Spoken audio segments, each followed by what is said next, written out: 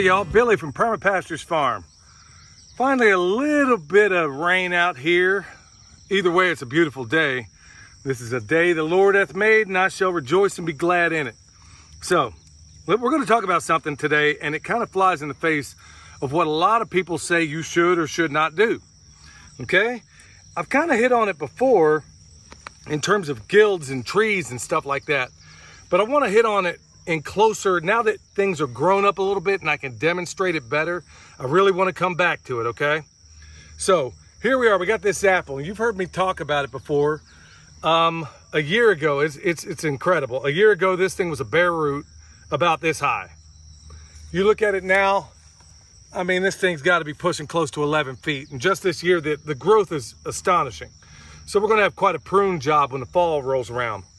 But I've talked before about how everybody tells you in, let's say, the mainstream or the official orthodoxy, as Joel Salatin would call it, they tell you don't do the things we do, like planting your comfrey in such close proximity. Now, these days, we do plant it a little further away, but as you can see, it's really, really close here. And we had to do that largely because of space limitations in this side of the property and where we are located up to this fence behind us. Also, we have another guild of numerous things out here. There's daffodils, there's nitrogen fixers, we got a strawberry over here just going absolutely nuts, onions, you name it.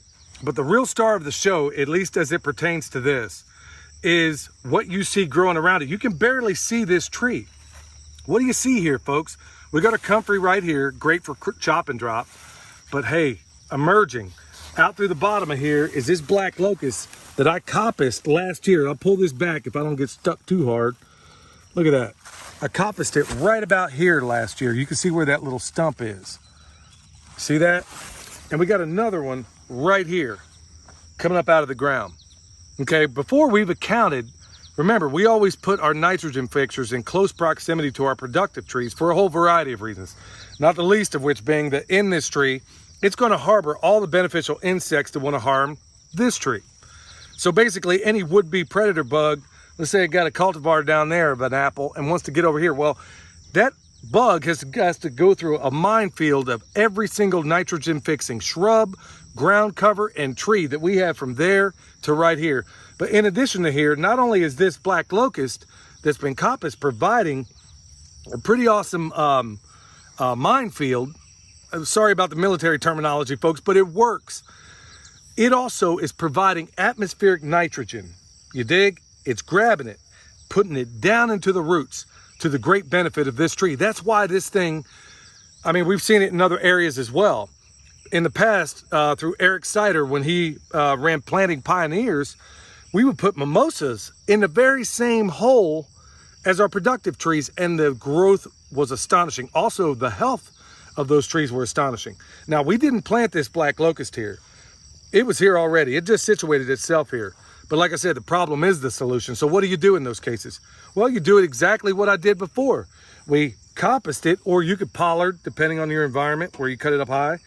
We coppiced it, and what happens? At the same time, all those root systems that are down there, whenever you prune these trees, they self-prune their roots for the benefit of this tree also. It's getting the nitrogen, it's getting the biomass, it's getting all this stuff. But folks, this flies right into the face of all the official orthodoxy out there that tell you don't do this sort of thing.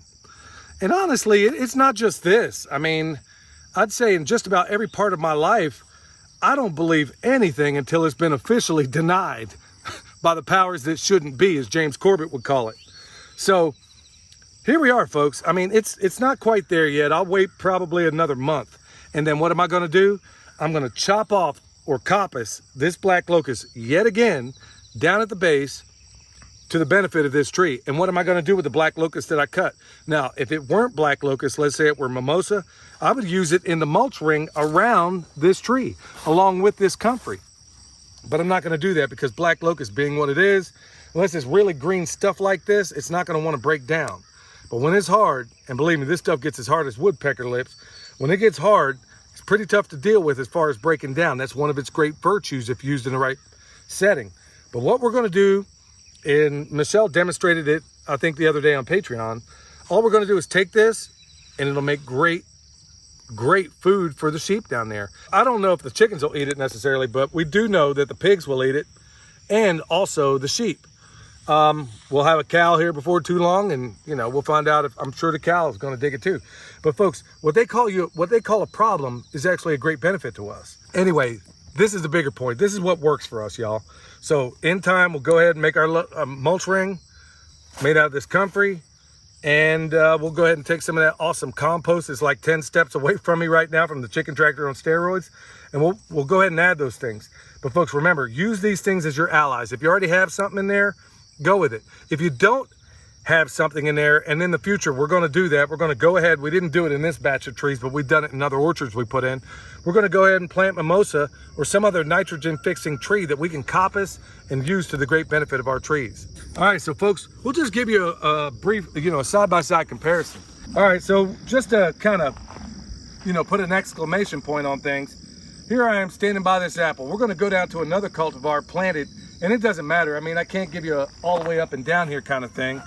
Over here, just so you know, we got there's our nitrogen fixer, a black locust that we did plant, okay? And right next to it, a peach that here before long we'll start getting the benefit of it. But let's go up here and take a look at another apple. So we got our productive tree, another productive tree. What do you got over here? You got a nitrogen fixer every third tree. And here we are, another apple. Okay, now look at me compared to it. Big difference. We don't have a nitrogen fixer in here. That one down there, we do. So for those that claim, oh, you should never put anything in the same hole or in the mulch ring of your fruit trees. Look, y'all, what they've known for a long time in the permaculture world is hopefully starting to be known by the rest of us out here. And we're finding out, we're putting foot to butt and finding out for our own selves what works, what doesn't, what's hype, what isn't. And at the end of the day, honestly, the benefits of nitrogen fixers in the very same mulch ring as these productive trees is turning out to be a score and a half. So that's exactly what we're going to do. We're going to take some more, put them down in here, situate them in there, and it's off to the races. And then what we'll do, okay, so it's coming up out of here. Do you want to see it? No. The beauty of this system, we'll just keep chopping it down at the base. You want to keep coming back? Fine. Give this sucker all the benefit in the world. Keep coming back as often as you like. And so that's what we do, y'all. I mean, it's not all in lines and rows and stuff. We're trying to replicate nature. And if you go out in any healthy forest, that's what you're going to see. You're not going to see things in perfectly spaced rows and lines and stuff. And we try to replicate nature. So folks, as you can see, and as my friend, my name is not Ryan, came up with this shirt idea, black locusts matter. And so do other nitrogen fixers in these areas. So use them as your allies, use them as your friends, use them as in a great benefit to your beneficial trees. So folks, hopefully this stuff helps. Remember, subscribe, hit the notification bell.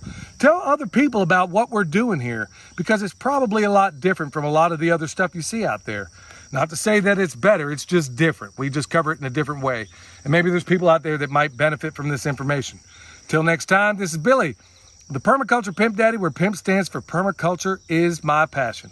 We'll see y'all next time.